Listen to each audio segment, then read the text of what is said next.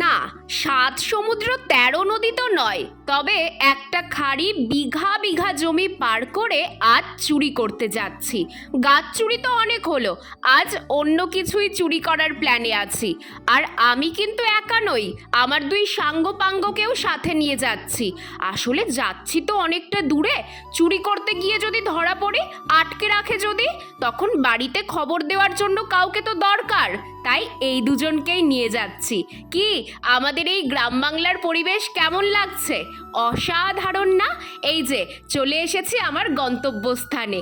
এখানে এসে আমি ঠিক যতটা খুশি, আমার ২ সাঙ্গপাঙ্গও ততটাই খুশি। ওরা কিন্তু জানে না ওদের চুরি করতে এনেছি, জানে এমনি ঘুরতে এসেছে। আসলে খাড়ির এই পারে প্রচুর ভুট্টা চাষ হয়েছে, ওই ভুট্টা চুরির প্ল্যানেই আজকে আছি। সত্যিই কি ভুট্টা চুরি করতে পারলাম?